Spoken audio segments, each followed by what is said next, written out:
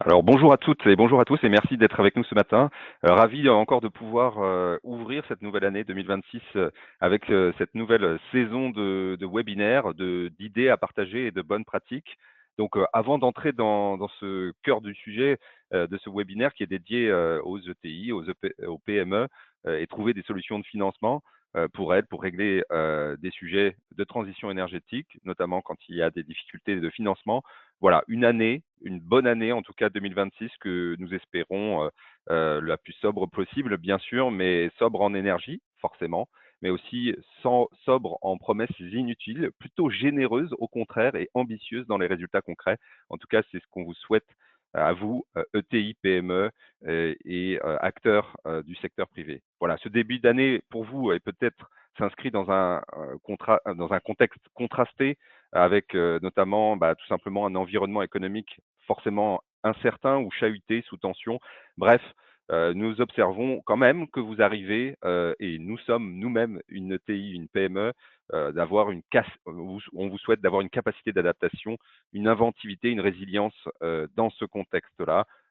Voilà, alors il y a quelques éléments nouveaux qui apparaissent notamment sur ce sujet de la transition énergétique et qui vous intéressent forcément, puisqu'il y a quand même des signaux qui lèvent un peu certaines contraintes en cette fin d'année de 2025 et qui s'imposent maintenant en 2026, notamment on va en discuter tout au long de ce webinaire, mais le nouveau décret BAX du 26 décembre est venu reporter l'échéance à 2030.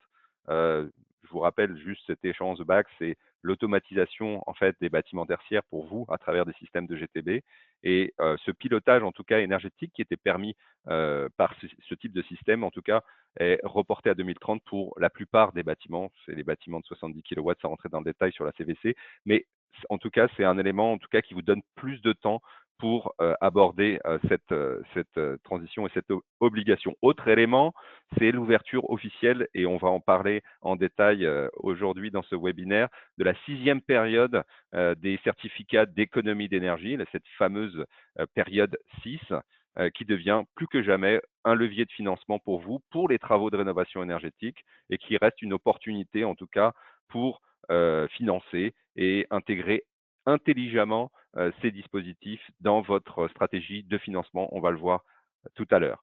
Alors, nous le savons tous, le sujet, c'est pas forcément, c'est pas l'envie d'agir, c'est plutôt le financement. C'est souvent là que le bas blesse pour vous les PME, pour vous les ETI, pour vous les organisations, en tout cas du secteur privé, qui doivent arbitrer en permanence entre trésorerie, investissement et forcément votre cœur de métier qui vous mobilise et aussi les contraintes réglementaires. Donc nous, notre conviction chez Sobre Énergie, mais aussi chez les intervenants qui seront dans ce webinaire, c'est que justement la transition énergétique n'est pas un frein au développement, c'est plutôt un levier de compétitivité, de résilience et aussi de création de valeur au service de votre métier. Voilà, le but de ce webinaire ce matin, c'est vous donner des solutions et des clés concrètes, des retours d'expérience.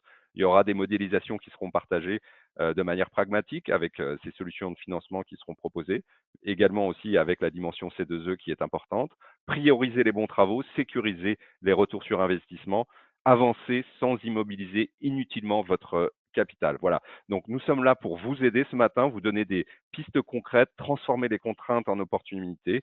Et je le renouvelle. Donc encore merci de votre présence et place maintenant aux échanges avec nos deux intervenants que je suis ravi d'accueillir. Donc Antoine Poirier, qui est responsable commercial industrie et tertiaire au sein d'Économie d'énergie. Bonjour Antoine.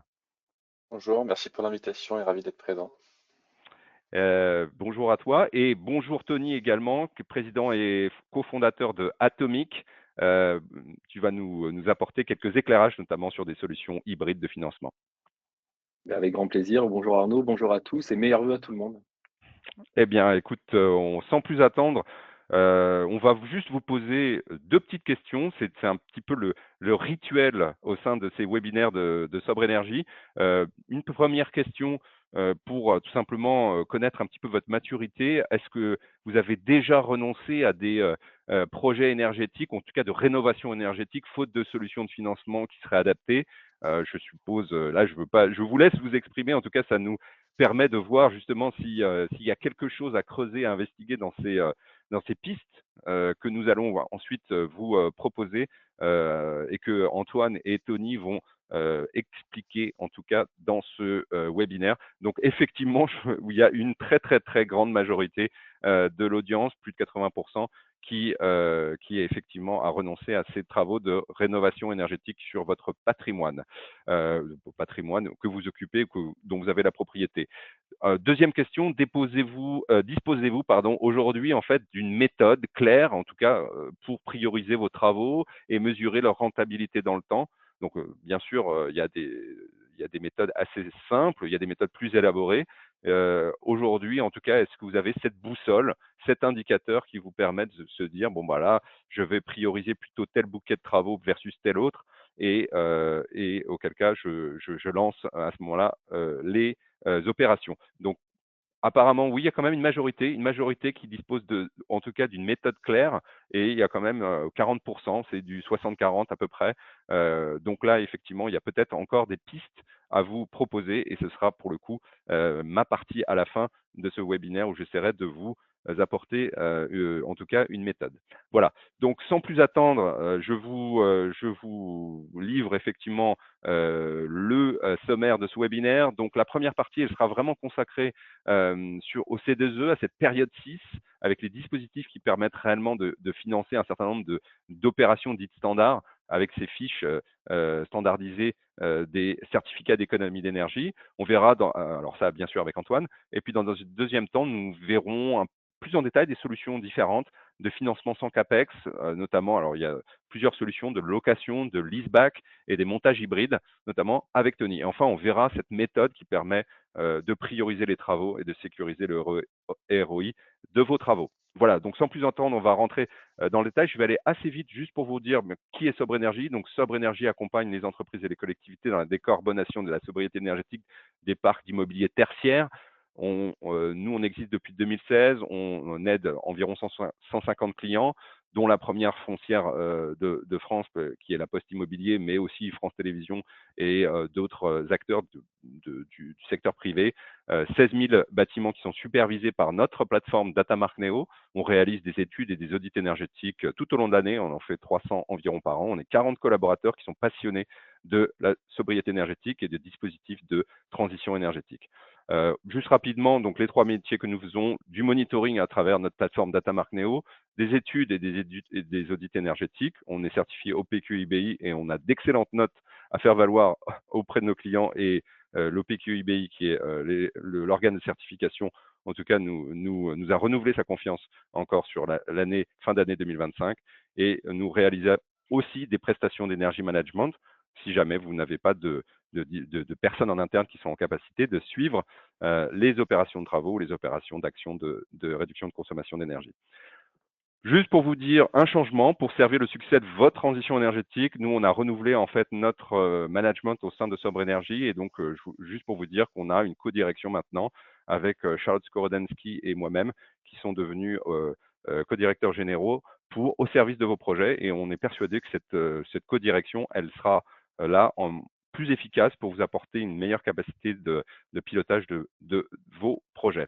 Voilà, sans plus attendre, je vous propose simplement de laisser la parole à Antoine. Antoine qui va rentrer dans le détail de cette nouvelle période P6 et des opportunités de financement grâce au certificat d'économie d'énergie. Donc Antoine, je te laisse la main. Super, merci pour cette introduction Arnaud. Donc mon but va être de vous expliquer très brièvement comment fonctionnent les C2E, quel est ce dispositif, vous illustrer un petit peu après quels sont les cas que vous pouvez rencontrer notamment sur les ETI et les PME, donc des typologies de travaux qui sont valorisables, et surtout vous expliquer en détail quelles sont les évolutions qui sont liées à la période 6 des C2E et les potentielles opportunités qu'on va avoir justement sur 2026. Donc très rapidement, le dispositif C2E, c'est quoi? C'est un dispositif qui a été créé pour répondre aux objectifs de l'Union européenne, donc sur la partie sobriété énergétique, donc la réduction de la consommation énergétique sur le marché français. Ça concerne tous les acteurs. Et comment ça marche? Donc vous avez les pouvoirs publics qui vont fixer ce qu'on appelle des quotas, donc des obligations, aux distributeurs et aux producteurs d'énergie, ce qu'on appelle les obligés. Ils ont une période, généralement de 3 à 5 ans, pour remplir ce quota qui est fixé par l'administration. Et s'ils ne remplissent pas le quota, ils vont devoir payer une amende libératoire en fin de période. Donc les obligés ont intérêt à collecter en fait des C2E sur le marché pour éviter de payer une amende qui va valoir plus cher que le prix de rachat aujourd'hui des C2E sur le marché. Les C2E concrètement c'est quoi? C'est l'économie d'énergie qui a été réalisée par un chantier, qui est valorisée de manière financière. C'est-à-dire que les obligés vont vous payer pour récupérer ces C2E et remplir leurs objectifs. Dans ce marché économie d'énergie, comment on se positionne? On est ce qu'on appelle un délégataire C2E, c'est-à-dire qu'on est une entreprise qui travaille en partenariat avec les obligés, c'est-à-dire qu'ils nous ont confié une partie de leur obligation pour se décharger d'un risque financier. À ce titre, si par exemple Total nous confie 10 Tera de délégation, on doit remplir cet objectif à leur place, sous peine de nous-mêmes payer l'amende libératoire à la place de l'obligé. Donc ça nous permet quand même d'avoir un statut qui est reconnu par le ministère de l'Environnement et qui nous permet d'accéder au marché des C2E, c'est-à-dire de collecter des C2E directement auprès des clients finaux ou des installateurs et derrière de les associer avec des contrats avec les obligés. Voilà, on va passer au slide suivant, Arnaud. Donc, ce qui nous intéresse, c'est de vous expliquer un petit peu comment fonctionnent les C2E et notamment le système de période, parce qu'on va parler après de la 6e période. Donc, la 6e période a commencé au 1er janvier 2026. Ce qu'il faut comprendre, c'est qu'à chaque période, vous avez un volume de C2E, un volume d'obligations qui va de manière croissante. C'est-à-dire que l'État va systématiquement relever les objectifs parce que les obligés à chaque période arrivent à collecter le montant d'obligations qui leur a été imposé. Donc systématiquement, on va relever les objectifs pour dynamiser le marché et favoriser la rénovation énergétique. Ce qui est très important là, pour la 6e période, c'est qu'on a vraiment une augmentation encore qui est considérable et qui est majoritairement supportée cette fois-ci par ce qu'on appelle les C2E classiques, c'est-à-dire des C2E qui sont vraiment dédiés à tout ce qui va être B2B, donc du tertiaire, de l'agriculture, de l'industrie. On n'est pas sur des C2E qu'on dit précarité, qui sont vraiment liés au secteur résidentiel particulier.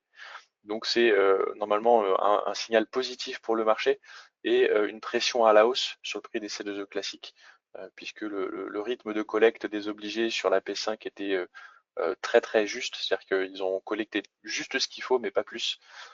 Donc normalement, le rythme P6 va devoir augmenter, ce qui devrait légèrement augmenter un petit peu les prix. Enfin, on verra ça sur le cours de la P6 qui va durer 5 ans, donc jusqu'au 31 décembre 2030. Donc, forte convergence sur 2030. Il y a pas mal de choses qui se passent en 2030. Exactement. Donc en détail, qu'est-ce qui se passe pour la P6? Alors on va pas être exhaustif non plus parce qu'il y a énormément de changements. Ce qu'on va retenir surtout, c'est ce qui vous impacte vous, ETI et PME. Donc on va avoir notamment une grosse évolution sur la partie valorisation des pompes à chaleur.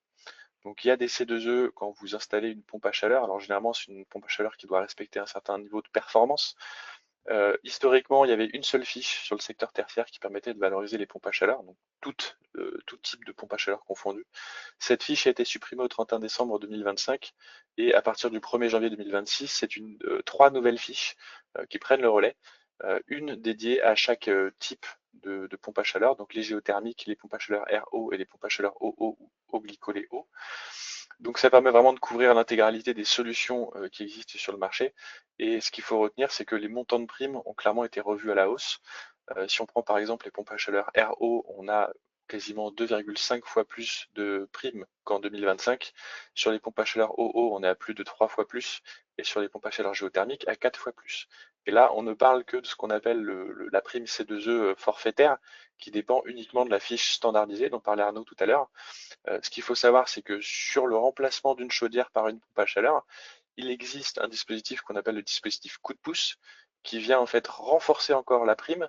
Le but, c'est vraiment l'État qui insiste sur la décarbonation du marché, donc vraiment supprimer toutes les chaudières gaz, charbon ou fioul, en multipliant, en appliquant un coefficient multiplicateur dans ce cas-là. Donc on dépose une chaudière fuel, on met en place une pompe à chaleur à la place, et en fonction du type de pompe à chaleur qu'on installe, on a une bonification x3, x4 ou x5. Encore une fois, x3 sur la RO, x4 sur la OO et x5 sur la géothermie.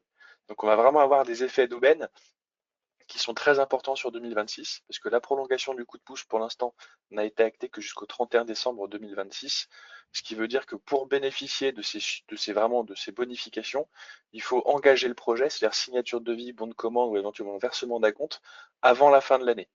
Donc les études doivent se lancer assez rapidement pour que l'engagement puisse se faire avant, au cas où le coup de pouce ne soit pas prolongé. Pour l'instant, les discussions n'ont pas commencé sur une éventuelle prolongation. Nous, on espère que bien sûr ça couvrira toute la P6, mais pour l'instant, on n'a aucune certitude. Mmh. Une deuxième modification qui est très importante sur la P6, c'est la modification des fiches qui concernent le raccordement au réseau de chaleur. Vous avez, de la même manière que pour la pompe à chaleur, un coup de pouce sur les raccordements des bâtiments publics, tertiaires, privés, ou même industriels à des réseaux de chaleur. Des montants de primes qui sont très importants. On parle de près de 70 000 à 80 000 euros par sous-station raccordée à un réseau de chaleur. Voilà, ce qu'il faut comprendre, c'est que l'ancienne version de la fiche comptabilisait en nombre de bâtiments, c'est-à-dire que pour chaque bâtiment raccordé, on pouvait récupérer entre 70 et 80 000 euros. La nouvelle version, c'est pour chaque sous-station. Et une sous-station peut alimenter plusieurs bâtiments.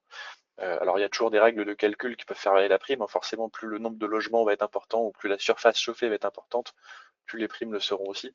Mais il y a quand même une réduction en termes d'assiette, c'est-à-dire que le nombre de bâtiments avait tendance à faire grossir la prime.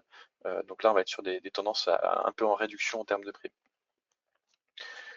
Donc là, c'est pareil, hein, c'est un coup de pouce qui a été prolongé jusqu'au 31 décembre 2026. Donc les engagements doivent se faire assez rapidement.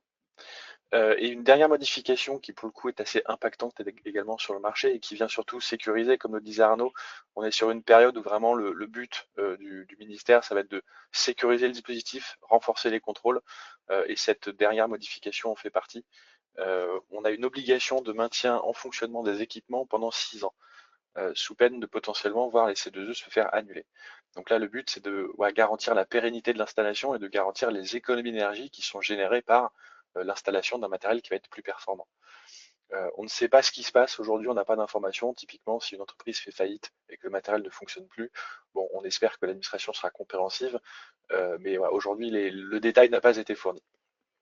Donc, ce qu'il faut retenir, c'est que vraiment, il y a des opportunités, notamment sur la partie pompe à chaleur et sur la partie raccordement des bâtiments en réseau de chaleur. Donc, c'est généralement des travaux qui ont un impact financier assez conséquent, puisque ça nécessite un peu de grosses œuvres, des investissements assez lourds pour le matériel, mais qui aujourd'hui sont couverts entre 40 et 60-70% par les C2E.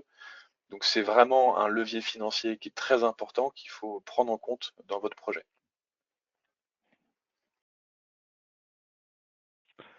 Tu as mentionné les éléments de contrôle. Les éléments de contrôle feront l'objet de relevés ou de visites ou tout simplement sur la base des. Enfin, c'est le PNC2E qui est en charge.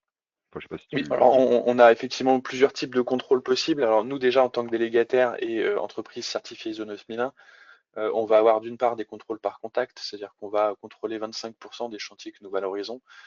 Depuis la création de la société, ça représente à peu près 2 millions de travaux qu'on a accompagnés. Pour vous donner un ordre de grandeur. Donc 25% de chacun des dossiers qu'on va contrôler est appelé. On va appeler le client final et s'assurer qu'il est satisfait de la prestation et que les déclarations qui ont été faites dans le dossier sont correctes. Par ailleurs, on a également des contrôles COFRAC qu'on prend également à notre charge, qui sont généralement des obligations liées aux fiches standardisées, qui sont là pour sécuriser encore une fois les travaux et les montants de primes qui sont donnés. De plus en plus d'opérations sont soumises à des contrôles COFRAC parce que l'administration a bien compris que quand certaines fiches étaient soumises à des abus ou à des dérives, le meilleur moyen de les arrêter, c'était de systématiser les contrôles par des entreprises qui sont réglo parce qu'elles ont la certification COFRAC.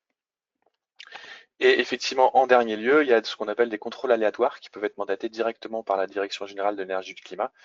Et ça, ils ont jusqu'à 6 ans, justement, après la fin d'un chantier, pour venir faire ce contrôle aléatoire et s'assurer que l'installation respecte bien ce qui a été déclaré. Maintenant, on va rentrer un peu dans le détail de qu'est-ce que peuvent financer les C2E, parce que je vous ai parlé des évolutions P6 sur la pompe à chaleur et sur le raccordement au réseau de chaleur. Les C2E concernent plus de 220 opérations standardisées différentes. Donc il y a énormément de types de travaux qui sont valorisables. Si on veut retenir pour la partie ETI, PME, des gros blocs de travaux qui sont vraiment très intéressants à étudier aujourd'hui, on va avoir tous les travaux qui sont liés à la mise en conformité du décret tertiaire qui permettent d'atteindre les objectifs qui sont fixés par l'administration. Donc ça peut être un travail sur l'enveloppe du bâtiment avec une isolation thermique, un travail sur les systèmes de chauffage comme on l'a vu précédemment, un travail sur les systèmes de refroidissement pour les concernés, hein, que ce soit des systèmes de climatisation, mais ça peut aussi également des systèmes process pour des entrepôts frigorifiques, pour des data centers. Tout ce qui va être régulation, notamment avec la gestion technique du bâtiment. Et en dernier lieu, on a une évolution à venir sur le dispositif C2E, une fiche qui est en construction actuellement. Pour l'instant, on n'a pas encore le modèle définitif et on ne sait pas à quelle date elle va sortir. On espère que ce sera courant 2026, qui concerne la rénovation globale des bâtiments tertiaires. Le but, c'est d'avoir un bouquet de travaux avec plusieurs gestes qui vont être obligatoires et d'autres gestes qui vont pouvoir se rajouter avec des bonifications qui vont être appliquées sur des fiches qui historiquement ne font pas partie de dispositifs coup de pouce. On peut parler par exemple des opérations sur les ventilations mécaniques contrôlées, VMC simple flux, double flux, sur les fenêtres par exemple, ou voilà, d'autres opérations comme ça qui ne sont pas forcément très bien couvertes par les C2E aujourd'hui, mais avec cette rénovation globale vont pouvoir bénéficier de coefficients multiplicateurs de l'ordre de x4 à x5. Donc là, ça va devenir intéressant d'aller chercher ces opérations-là qui historiquement ne sont pas bien couvertes et qui le seront mieux à l'avenir avec cette fiche. On a également la partie mise en conformité des CREBAX, donc la gestion technique du bâtiment. Là, effectivement, comme le disait Arnaud, il y a un petit répit. On a jusqu'à 2030 pour se mettre en conformité pour les CVC qui sont à 70 kW de puissance. Ça ne veut pas dire qu'il faut ouais, croiser les bras et puis laisser le temps passer, ne pas mollir, investir. hein. Voilà, Faut pas c'est mollir. vraiment le moment, au contraire, le moment d'avoir un projet solide, c'est-à-dire faire appel à des professionnels reconnus sur le marché, ne pas profiter d'offres qui seraient effectivement très alléchantes, mais qui d'un point de vue technique ne seraient pas forcément solides. Donc voilà, ne pas hésiter à mettre en concurrence plusieurs acteurs, plusieurs solutions de GTB, et surtout ne pas oublier que c'est encore une fois valorisable d'un point de vue C2E. Ce qui est valorisable, évidemment, c'est encore une fois une performance élevée. C'est-à-dire que la norme, le décret BAX vous impose une classe C. Les C2E vont pouvoir vous rémunérer, vous donner une prime seulement si vous installez une classe A ou une classe B. Donc on va surperformer par rapport à la norme, mais ça a deux avantages, c'est que d'une part, vous touchez la prime, et d'autre part, vous allez quand même faire plus d'économies derrière sur votre facture d'énergie. On peut également travailler sur tout ce qui va être rénovation des outils de production. On peut parler notamment de tout ce qui va être entrepôt, logistique par exemple, petites entreprises d'agriculture ou petits industriels qui vont avoir des outils de production. Ça peut être des compresseurs, ça peut être des groupes frigorifiques, des chaudières industrielles. Voilà. Il y a énormément de travaux qui sont valorisables au C2E et il faut surtout ne pas hésiter à consulter un acteur spécialisé tel que nous pour être sûr si vous avez la capacité ou pas d'obtenir une prime. Et en dernier lieu, il y a un secteur qui est très porteur en ce moment. L'administration vraiment insiste encore une fois sur la décarbonation. Donc l'acquisition de véhicules électriques, alors ça peut être des véhicules légers, des véhicules utilitaires légers, des poids lourds, des autocars, des bus, des camions poubelles. Voilà. Tout ce qui peut être électrifiable aujourd'hui est valorisable d'un point de vue C2E avec des montants de primes qui effectivement peuvent être très importants, notamment sur la partie transport collectif, donc bus, autocar et transport poids lourd. On va atteindre des montants de 60-70 000 euros par véhicule acquis. Alors, ça peut être un petit peu plus, ça dépend des tonnages. Voilà. Encore une fois, c'est quelque chose qu'il faut avoir en tête. L'électrification n'est pas possible dans tous les cas, puisque notamment sur les grands trajets, hein, sur les transporteurs qui font des trajets longs, l'autonomie des camions n'est pas forcément suffisante à l'heure actuelle, mais surtout ce qui va être trajet court, approvisionnement de proximité, notamment sur les véhicules utilitaires légers, là c'est vraiment une opportunité à saisir, encore une fois. Logistique du dernier kilomètre, certainement. Exactement, c'est ça.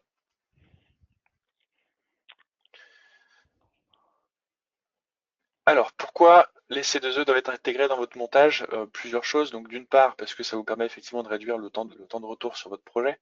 C'est quand même une prime qui est versée généralement dans les 2 à 3 mois après la fin du chantier. C'est-à-dire qu'une fois que le chantier est terminé, nous, on va pouvoir traiter le dossier, le déposer à l'administration et vous verser une prime. On va revenir en détail après sur la chronologie.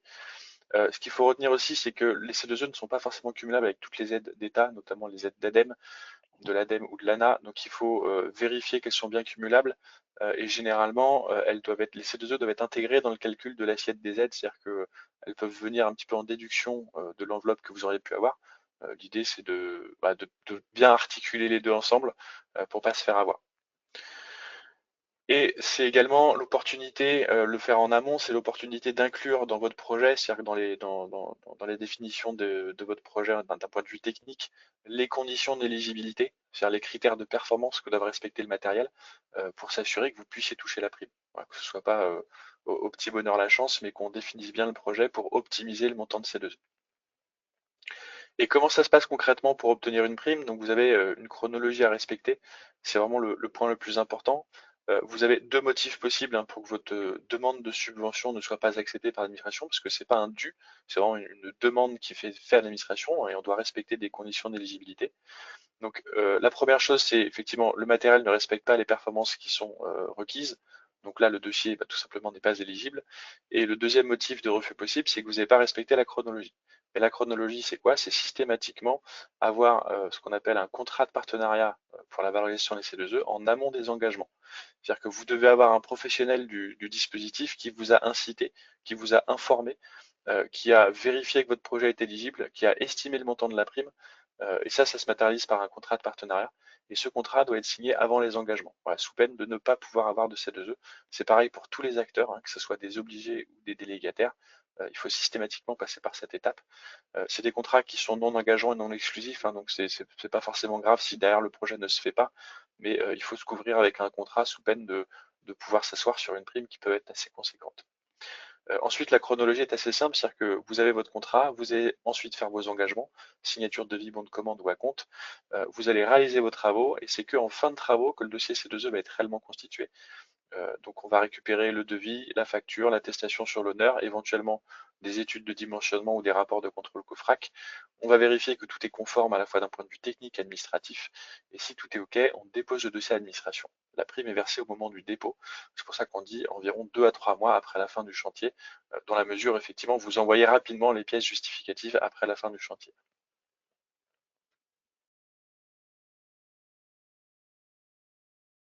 Maintenant, on va rentrer un peu plus en détail pour vous donner des exemples en fonction de typologie de TI ou de PME.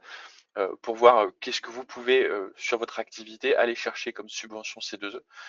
Si on prend l'exemple, par exemple, d'une PME qui ferait la logistique, du transport de marchandises, vous avez plusieurs axes à travailler. Donc déjà, la partie rénovation du bâtiment d'un point de vue administratif, hein, parce qu'il y a forcément des bureaux. Donc si les bureaux sont soumis au décret BAX ou au décret tertiaire, il y a des efforts à aller faire sur la partie isolation thermique, remplacement éventuellement des chaudières par des pompes à chaleur et mise en place d'une GTB. On peut également parler sur la partie rénovation des entrepôts de stockage. Les entrepôts de stockage, pareil, on peut isoler les entrepôts de stockage, c'est subventionné par les C2E. On peut également travailler sur le système de chauffage ou à la marge sur les systèmes de refroidissement, c'est sur des entrepôts frigorifiques.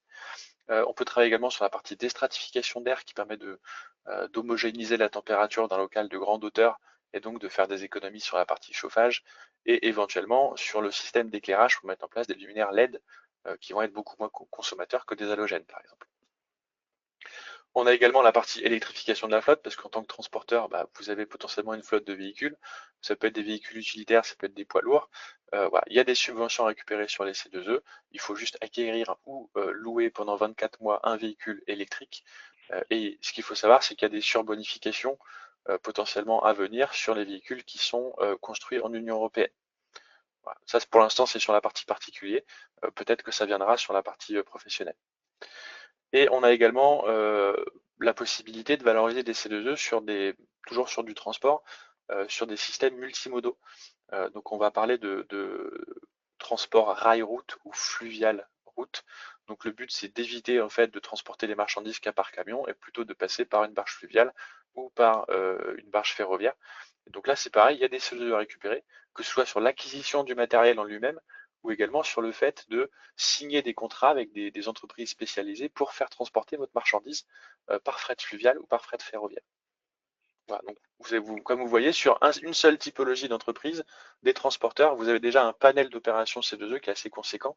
Et encore une fois, ce n'est pas une liste exhaustive parce qu'on pourra en avoir une vingtaine de plus encore. Un point qui est essentiel et qu'il faut bien retenir, en tout cas nous c'est notre positionnement, c'est que les C2E ne doivent pas conditionner votre projet d'un point de vue technique. C'est-à-dire que vous avez, alors, sauf pour effectivement surperformer par rapport à ce que vous aviez prévu initialement, mais vous ne devez pas chercher à optimiser les C2E au risque de détériorer votre performance, c'est-à-dire avoir une solution technique qui serait bancale ou qui ne serait pas forcément rentable, une solution financière qui ne serait pas rentable à long terme. C'est-à-dire que vous avez aujourd'hui effectivement des petites dérives ou des petites possibilités pour aller chercher un peu plus de primes. Mais si on regarde sur le long terme, c'est pas forcément intéressant parce que soit le matériel n'est pas performant et va falloir rapidement le changer, soit au final vous allez surconsommer, c'est-à-dire que vous avez touché une prime C2E, mais vous allez surconsommer. Donc sur la facture énergétique, ça va pas forcément se ressentir. Donc voilà, faire très attention, notamment à toutes les entreprises qui vont vous proposer des offres en direct et des offres, typiquement des offres à 1 euro. Voilà, il faut s'en méfier et il faut systématiquement vous sécuriser auprès de professionnels de leur activité. Alors là, je souscris complètement, Antoine, et d'ailleurs, nous, en tant que bureau d'études, assistant maître d'ouvrage, on défend les intérêts, bien sûr, des clients finaux et des PME et des ETI. Et le dimensionnement, le surdimensionnement, c'est quelque chose, évidemment, à proscrire. Et une étude, parfois, ou un audit est de l'argent bien investi pour, justement, sécuriser le cadrage du besoin adapté au bâtiment. Voilà, si on va passer sur les exemples suivants, il m'en reste deux. Ouais. Donc si on parle par exemple d'une entreprise de type foncière immobilière qui va voilà, gérer un patrimoine de locaux de bureaux par exemple, bah, vous avez déjà effectivement la partie mise en conformité décret BAX et décret tertiaire sur tout ce qui est soit siège social, soit patrimoine sous gestion. Donc encore une fois, l'isolation, le remplacement des chaudières, on va avoir la mise en place de la GTB, éventuellement un raccordement à un réseau de chaleur qui est très bien subventionné. Et on peut aussi avoir des opérations euh, comme la récupération de chaleur sur eau grise, donc de la valorisation directement de chaleur fatale qui est perdue parce que vous avez de l'eau chaude qui est utilisée quotidiennement. Cette eau chaude peut être récupérée pour préchauffer un ballon et faire des économies sur la partie eau chaude sanitaire. Et pareil, électrification des flottes de véhicules. Si on parle d'une entreprise qui va avoir par exemple des commerciaux qui vont avoir des véhicules de fonction et des véhicules de service, acheter un véhicule ou louer un véhicule électrique est subventionné par les C2. Et sur la partie data center, qui peut être aussi concernée par les ETI ou les PME, là on a vraiment on va dire une cible d'un point de vue C2E qui est très intéressante, puisque vous avez une consommation énergétique qui est très importante sur des typologies de sites de data center, avec généralement beaucoup de groupes frigorifiques, potentiellement des groupes également électrogènes de secours, et donc des consommations électriques très importantes veulent dire des C2E importants, puisque les C2E sont là pour rémunérer d'une certaine manière, plus les montants d'économie d'énergie que vous allez faire seront importants, plus le montant de C2E le sera aussi.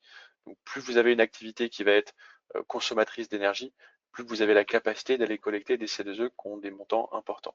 Et typiquement, sur la partie frigorifique, il y a beaucoup d'opérations comme les systèmes de régulation pour la haute pression flottante, les condensateurs haute efficacité, les systèmes de free cooling ou la récupération de chaleur qui peuvent être des leviers très importants financièrement pour pouvoir monter votre projet. Et vous avez également d'autres opérations comme le confinement des allées chaudes ou des allées froides, ou une fiche qui est en cours de réflexion également sur les serveurs immergés. Voilà, donc tous les acteurs, comme vous pouvez le voir, peuvent être concernés par les C2E, quelle que soit l'activité que vous avez. Et ce qu'il faut vraiment, c'est consulter des professionnels pour bien monter votre projet et ensuite vérifier s'il peut être éligible au C2E. Merci beaucoup Antoine. Alors, surtout, si vous avez des questions, n'hésitez pas de poser vos questions dans le petit chat qui est à votre disposition. Et puis, on sera ravis de répondre à vos questions. Donc, à la fin, on va prendre un petit peu de temps pour répondre à vos questions.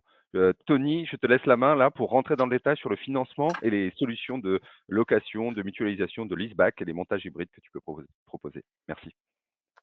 Merci Arnaud. C'est bon, mon écran, tout le monde le voit? Parfait. Allez, impeccable. En quelques mots, je vais vous présenter qui on est, puis on rentrera dans le vif du sujet. Donc, Atomic, on est vraiment une société qui sommes spécialisés dans le financement de la transition énergétique. Pour une raison assez simple, hein, c'est qu'aujourd'hui, il y a beaucoup d'études qui sont menées chez nos clients. La problématique majeure, c'est de passer à l'action et le financement, c'est le levier principal du passage à l'action. Et on l'a d'ailleurs vu dans le petit quiz initial, où on voyait bien que beaucoup de projets n'étaient pas mis en place faute de financement. Donc, on a développé Atomic autour de 3 gros piliers.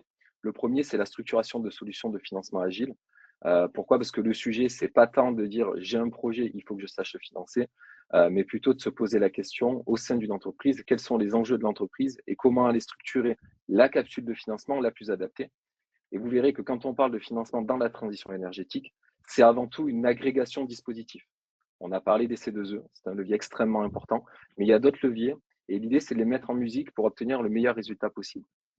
Comme notre métier, c'est de financer des équipements à vocation d'efficacité énergétique, il faut pouvoir les suivre et les piloter. Donc, on a développé toute une plateforme qui nous permet de connaître quels sont les équipements intégrés dans nos contrats, combien coûtent ces équipements, et puis potentiellement de venir agréger des données complémentaires qui émaneraient d'autres plateformes, comme des données énergétiques, des données carbone, pour réconcilier une donnée globale et accompagner nos clients dans leur amélioration et leur performance.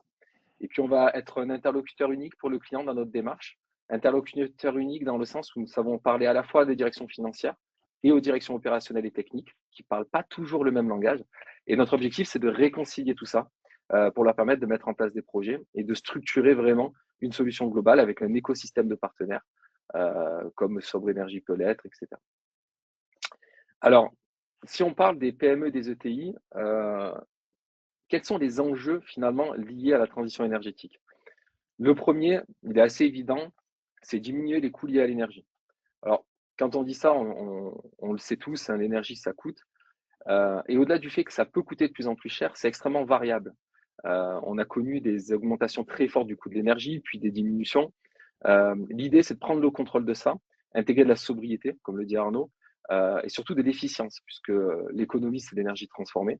Et l'idée, c'est d'utiliser chaque électron le mieux possible au sein de l'entreprise. Mais c'est un vrai enjeu de coût. Le deuxième enjeu, c'est atteindre les objectifs de décarbonation. Toutes les stratégies de décarbonation, moi, je travaille dans le domaine de la transition énergétique depuis 2015. Initialement, c'était vraiment orienté grand groupe. Et puis finalement, par ruissellement, l'ensemble de l'écosystème, les ETI, les PME, qui sont des parties prenantes, ont commencé à mettre en place des stratégies de décarbonation. Et donc, il faut pouvoir aller les atteindre. Et le levier d'énergie est un levier très important, puisque quand on fait de la performance énergétique, on décarbone. Et on décarbone en se connectant à la réalité économique, puisque c'est un des leviers qui a une valeur économique réelle, puisqu'il y a une facture au bout du fil. Et puis, le troisième enjeu, on en a parlé tout à l'heure très rapidement, avec notamment l'échéance 2030, qui n'est pas la seule, c'est l'ensemble des réglementations qui viennent contraindre les clients, qui doivent absolument y répondre. Et l'idée, c'est comment on va pouvoir faire de ces obligations une opportunité. Donc, il y a ces enjeux-là. Et puis, pour passer à l'action en face, il y a un certain nombre de freins. Les premiers freins, c'est la complexité des dispositifs d'aide. Alors, quand je dis complexité, c'est par leur hétérogénéité, par leur volume. On a eu une très belle présentation par Économie d'énergie par Antoine sur la partie des C2E. Et il a dit quelque chose de très vrai, c'est que parfois des C2E peuvent empêcher des subventions et vice-versa. Donc, il faut savoir les mettre en musique intelligemment. Il faut aussi mener une équation économique globale. Et certains clients se disent, oulala, c'est assez compliqué, comment je peux faire? D'où l'importance d'être bien accompagné. Le deuxième frein, qui est peut-être, je pense, le frein le plus important, c'est le fait qu'une entreprise a des financements à prioriser. L'objectif d'une entreprise, c'est de répondre à son cœur de métier. On va parler de coût d'opportunité des capitaux, c'est-à-dire qu'à chaque fois qu'une entreprise veut investir 1 euro, il faut qu'elle ait une vraie rentabilité de son investissement. Et du coup, ça fait que les projets de performance énergétique, bien qu'importants, peuvent à un moment passer au second plan au profit de projets liés au développement de l'entreprise, à la création d'une nouvelle ligne de production dans une usine, à du recrutement, etc. Donc, c'est important aussi de pouvoir mettre ça en musique sur cet enjeu-là. Et ça donne le troisième frein, mais qui est je dirais un frein un peu induit, c'est qu'au niveau d'une direction financière, il y a certaines contraintes qui vont apparaître. Alors, les contraintes que je mets là ne sont pas vraies dans toutes les entreprises, mais il y en a toujours au moins une qui va traîner. Soit c'est de ne pas générer de dette, soit de ne pas mobiliser le cash, soit de ne pas dégrader ce qu'on appelle l'EBITDA ou l'excédent brut d'exploitation ou le résultat opérationnel selon les entreprises. Et puis certaines entreprises vont vouloir récupérer de la trésorerie. Donc on voit bien qu'on est dans quelque chose où il y a de vrais leviers, de vrais enjeux de performance énergétique et en face de vrais freins. La question, c'est comment on va pouvoir débloquer ces freins pour permettre justement aux entreprises de réellement passer à l'action. Et je vais vous parler d'un levier qui est certainement dans la transition énergétique un des leviers les plus forts, qui est celui de la location multi-projet. Alors pour rappel, quand vous avez un projet, en général, vous raisonnez de la manière suivante. Vous avez un CAPEX initial, un investissement initial, puis vous allez dire sur cet investissement, je vais pouvoir l'optimiser, l'améliorer grâce à des leviers. D'abord, je vais pouvoir diminuer cet investissement grâce à des subventions, grâce à des C2E. On se rappelle, l'un et l'autre ou l'autre. Et puis, il va rester ce qu'on appelle un reste à charge. Et donc, le sujet du financement locatif multiprojet, c'est de venir financer ce reste à charge en location. Comment est calculé un ROI? Alors, je vous fais un schéma très classique en général. On va se dire, j'ai un investissement, j'ai ce que je déduis en termes de C2E subvention, je regarde mon gain et je vais mesurer mon ROI. En général, si ce que je gagne annuellement est supérieur, met plus de 3 ans à récupérer mon investissement, pour la majorité des entreprises, ce sera un no-go puisque le retour sur investissement sera trop long. Je vais vous donner des exemples de projets. Imaginons un projet d'éclairage. Vous avez un investissement de 150 000, 10 000 euros d'ADC2E. Ça vous fait un CAPEX net de 140 000 euros, un gain d'énergie de 40 000 euros, un gain de maintenance. On l'oublie souvent, mais il rentre aussi dans les charges à optimiser. Et là, on va pouvoir faire ce projet parce qu'il a un ROI à 3 ans. À côté de ça, on peut avoir un projet de récupération de chaleur où le CAPEX net, déduction des aides est de 500 000 euros, un gain d'énergie à peu près de 100 000 euros. On va être sur un taux sur investissement à 5 ans. Gentiment, je l'ai mis compliqué parce que CAPEX élevé, ROI long, dans la majorité des cas, c'est un projet qui ne se ferait pas dans une entreprise puisqu'il dépasse le cut des 3 ans. Et puis, je prends un projet qui est alors lui complètement irréalisable parce que je vais avoir un CAPEX net de 225 000 euros pour un gain d'énergie de 22 000 euros où j'ai un ROI qui est beaucoup, beaucoup trop long. Donc là, on se rend compte que dans la logique classique du ROI, et là, je reviens sur la question initiale, sur la méthodologie de priorisation des projets, pour la majorité des entreprises, c'est le ROI qui va servir de levier de priorisation. Alors, le ROI peut être calculé de manière plus complexe que le schéma que j'ai fait là, évidemment, puisqu'on peut parler de valeur actualisée nette avec des coûts de l'argent, etc. Mais en tout cas, sur un schéma assez simple, on se rend compte que dans ce schéma-là, on ne réaliserait qu'un seul de ces 3 projets.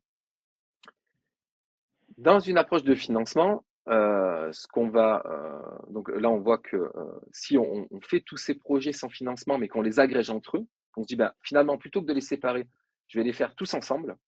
On se rend compte qu'on a toujours un ROI qui est supérieur à 3 ans, donc on ne va pas les réaliser.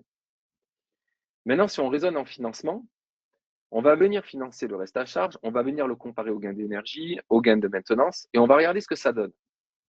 Et cette fois, si mes loyers sont compensés par les gains d'énergie et les gains de maintenance, je vais avoir un gain net immédiat. Et là, pour le coup, le schéma va complètement changer. Si je reviens dans notre exemple, qu'est-ce que ça donnerait? Eh bien, si je prends les 3 projets, mon projet d'éclairage, si je le finance sur 6 ans, je gagne 24 000 euros net par an. Donc là, concrètement, je ne mobilise absolument aucun CAPEX. J'ai un loyer de 27 000 euros pour ce projet. Je gagne 51 000 euros. J'ai 24 000 euros de gain net.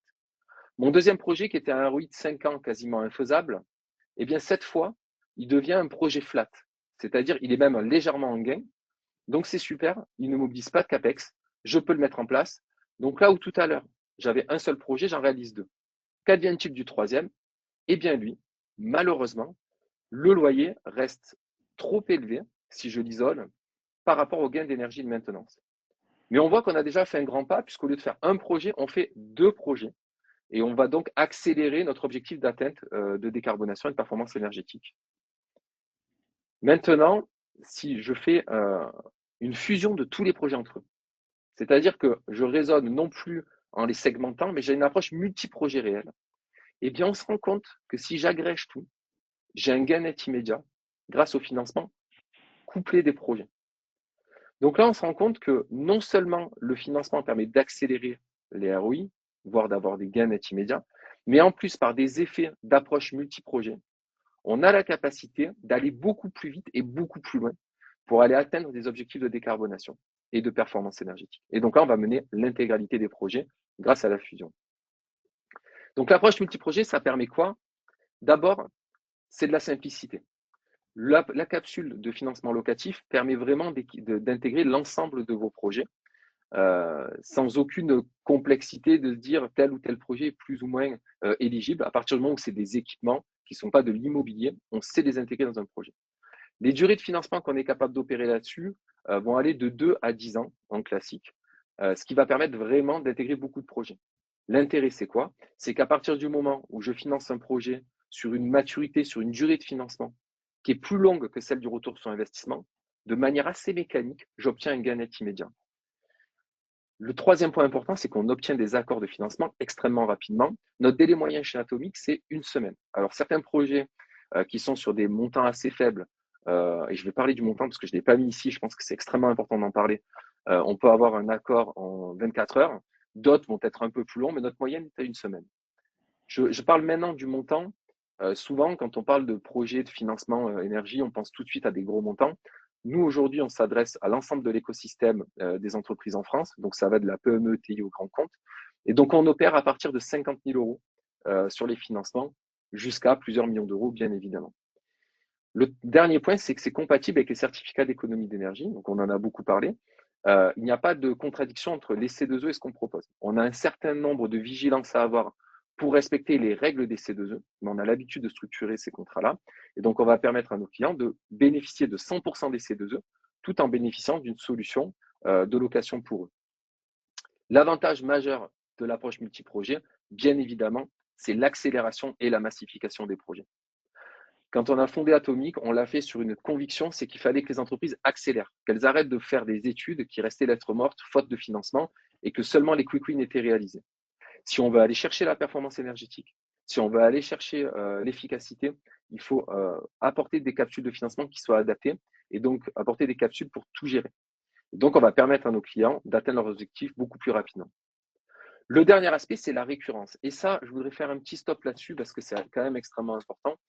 Souvent, on pense, je finance un projet et puis on verra plus tard ce qui se passe.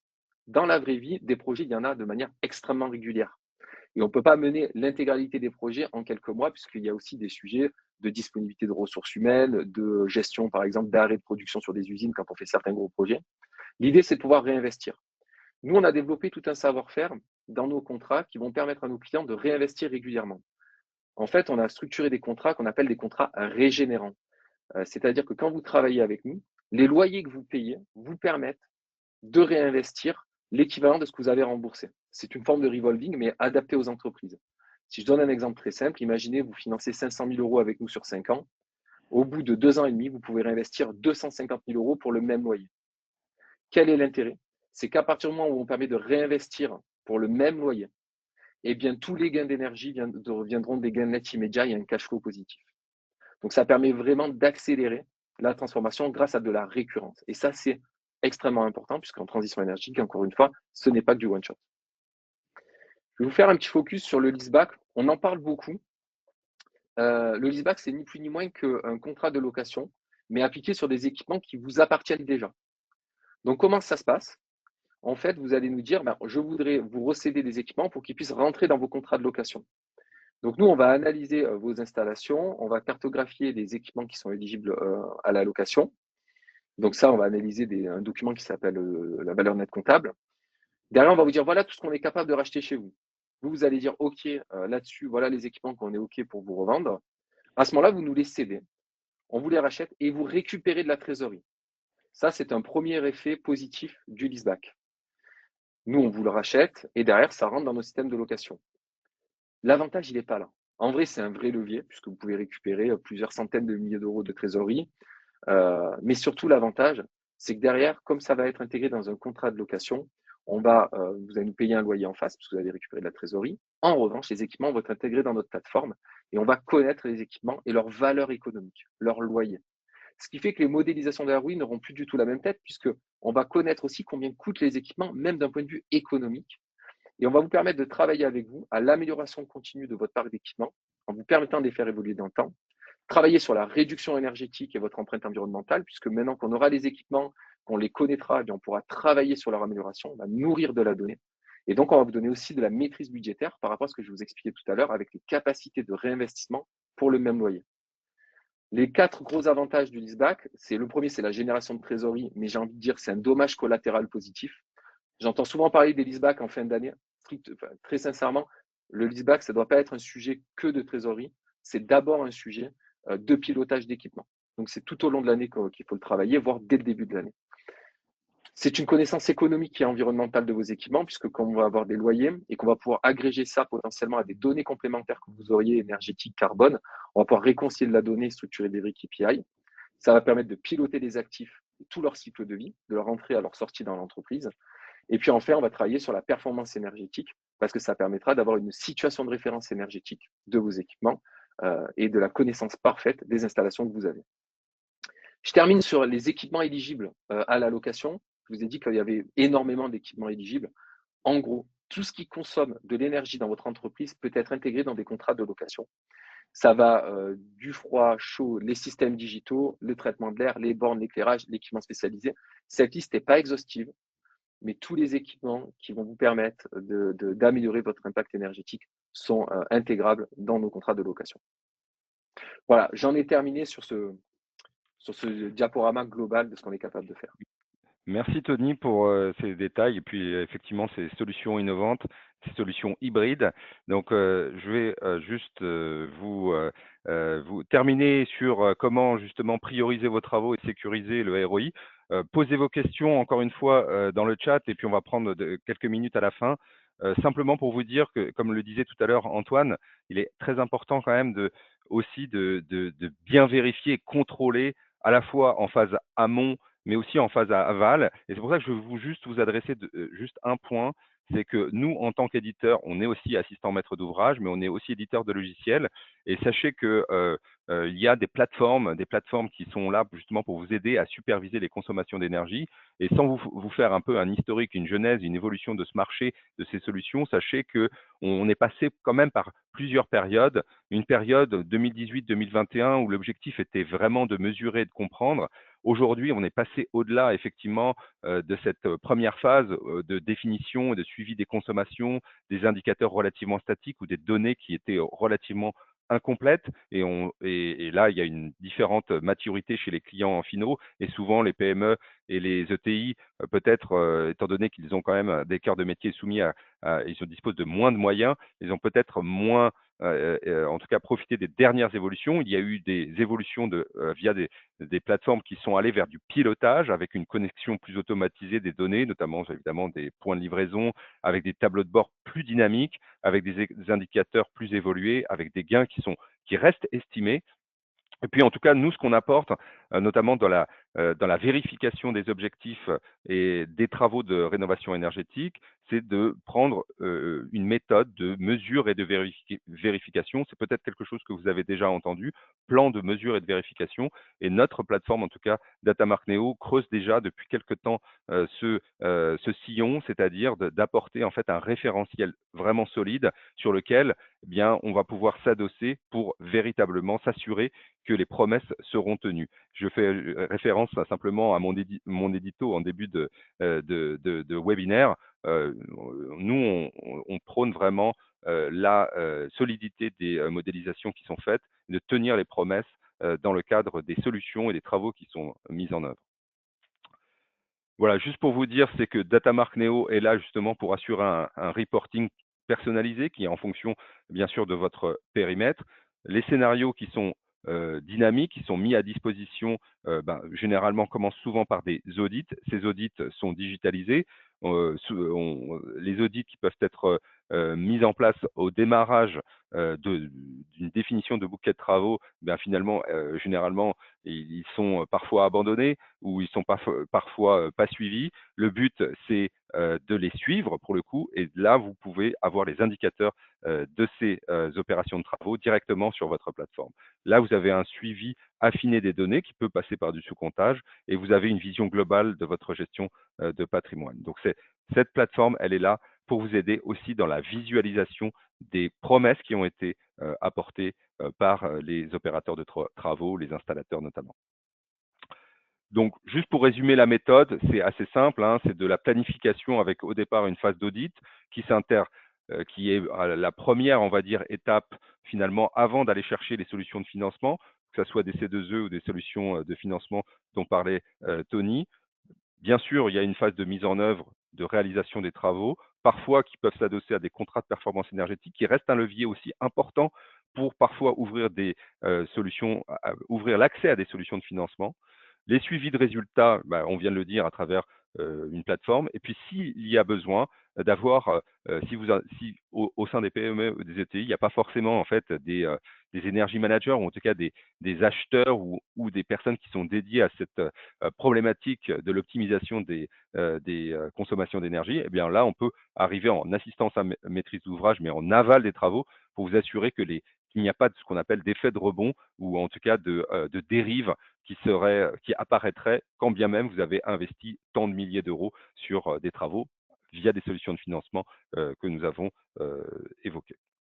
Donc voilà, cet audit à l'action, c'est la garantie de résultats post-travaux. Et nous, à travers ce type de module, en amont avec des modules audit digitalisés, puis en aval sur la projection et le suivi des gains de travaux, on est en capacité de s'assurer que, par exemple, l'installation d'une GTB, elle arrive vraiment à tenir ou pas les promesses, que le bouquet de travaux, des actions de performance énergétique 1 plus 2 plus 3, qui est constitué par exemple de la GTB, de la centrale photovoltaïque ou au contraire ou d'une optimisation de l'isolation thermique par l'extérieur, tient les promesses dans la logique de mutualisation des travaux sur la base d'un référentiel, ce qu'on appelle le référentiel IPMVP. C'est ce genre de choses qu'il faut avoir en tête puisque c'est la garantie de la fiabilité des projections et des promesses tenues.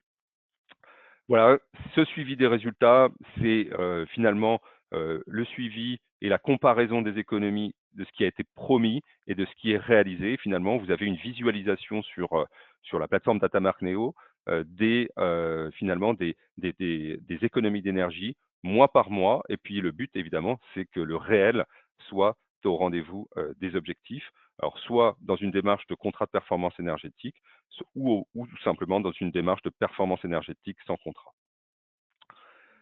Voilà, donc l'ajustement, bien sûr, nous prenons en compte des paramètres d'influence puisque lorsque l'on prend en compte en fait la performance énergétique, on prend en compte la météo, on prend en compte l'usage du bâtiment, les conditions post-travaux qui sont à prendre en compte de réglage, de température. Et s'il y a des dérives, eh bien, il est nécessaire en fait d'ajuster, voire de réagir.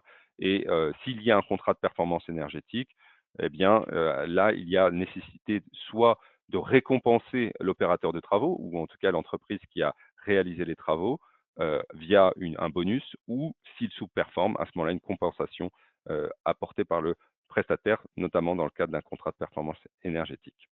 Voilà, donc quelques étapes ou des prérequis de la maîtrise de votre performance. Nous, en tant que bureau d'études et éditeur d'une plateforme de suivi de la consommation et de la performance énergétique, on est là pour vous accompagner sur la mise en œuvre de ces différentes briques de la plateforme, des données, du référentiel et de la mesure de la performance des travaux, éventuellement la garantie contractuelle et enfin l'atteinte de la performance qui est ciblée. Voilà, on va juste adresser quelques questions.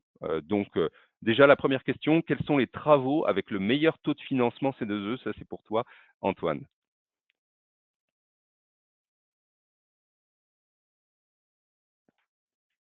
Antoine, tu m'entends? Oui, Alors, la excusez-moi, première. j'avais coupé mon Ouais, micro. Ouais, donc ouais, si effectivement on prend le secteur tertiaire, j'en citais trois en particulier pour 2026, le raccordement en réseau de chaleur, la récupération de chaleur sur groupe frigorifique et le remplacement d'une chaudière par une pompe à chaleur ou simplement l'installation d'une pompe à chaleur en remplacement d'une autre. d'accord. J'enchaîne très rapidement parce qu'effectivement, on n'a pas trop de temps. Pour les PME, transport logistique, les C2E, enveloppes peuvent-ils s'appliquer aux zones de grande surface, ateliers, hangars, hors bureau? Alors, si on parle des entrepôts de stockage, typiquement, oui, effectivement, c'est éligible au C2E sur le secteur tertiaire. Par contre, quand on parle de locaux industriels avec une production de matières premières dedans, enfin de matière finale, pardon, dedans, là, on n'a pas forcément de C2E sur la partie enveloppe. Voilà, c'est uniquement D'accord. sur la partie tertiaire qu'on peut faire l'enveloppe. Tony, j'ai une question pour toi. Bonjour, le client devient-il propriétaire à l'issue du contrat locatif? Non. À l'issue du contrat locatif, en fait, il n'y a pas de transfert de propriété, sinon le contrat est requalifié en crédit bail. Donc ça, c'est une activité de banquier, c'est exercice légal d'activité de banquier. Et au-delà de ça, le traitement comptable du contrat devient très différent, puisqu'en fait, dans nos contrats de location, comme c'est de la location, on n'impacte pas les CAPEX, puisque c'est du hors bilan, c'est de la charge, et on ne vient pas endetter le client. S'il y a une option d'achat, le contrat devient, comme je disais, un crédit bail, donc ça vient endetter le client, et ça vient détériorer sa capacité d'endettement pour justement aller pouvoir la flécher dans son cœur de métier. Donc non, il n'y a pas de rachat. Par contre, il y a trois possibilités en fait en fin de contrat. Le premier, c'est d'arrêter le contrat et de restituer les équipements. La seconde, c'est de faire évoluer le contrat et de mettre en place des nouveaux équipements. Et à ce moment-là, les équipements qui sont conservés sont laissés dans le contrat. Ou alors, on peut proposer tout simplement de conserver les équipements au-delà du contrat à travers une prolongation avec un loyer très symbolique et que le client continuera à bénéficier bien évidemment de la plateforme pour suivre ses équipements. D'accord.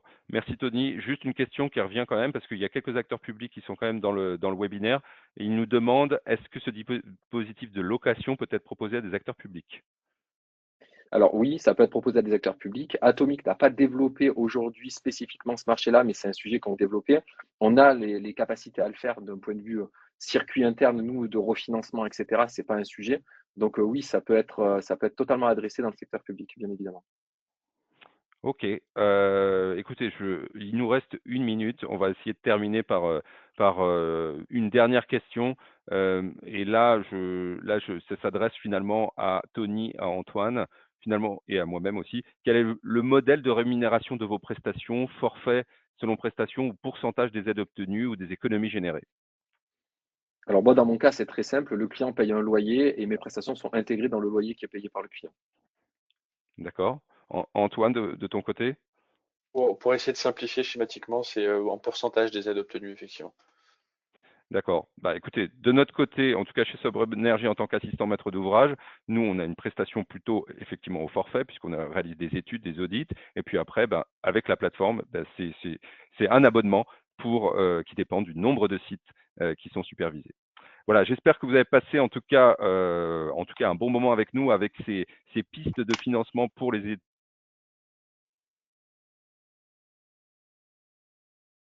les acteurs publics peuvent aussi être intéressés par ce type de solution de financement. En tout cas, j'en suis ravi de voir que c'était aussi portable pour le public. Donc, si vous voulez aller plus loin sur des sujets qui sont assez connexes, mais qui sont assez liés, donc sachez que nous, on avait édité le guide ultime du financement pour la rénovation énergétique du bâtiment. Il y a une version publique et une version privée, en tout cas privée pour les PME et les ETI.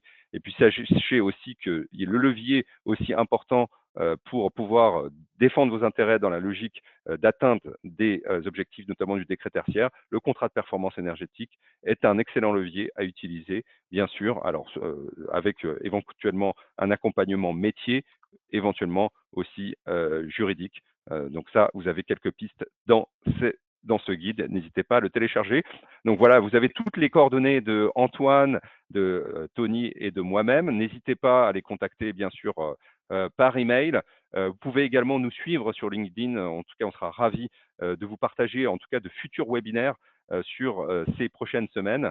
Et bah, écoutez, on peut se donner rendez-vous peut-être dans quelques mois pour peut-être partager de nouvelles expériences et de nouvelles bonnes pratiques de financement sur cette année 2026. Encore très belle année à vous et très bonne journée. Merci à vous, Antoine. Merci, Tony. Merci Merci Arnaud, également, bonne merci journée à Antoine, merci tous. tout le monde. Bonne journée.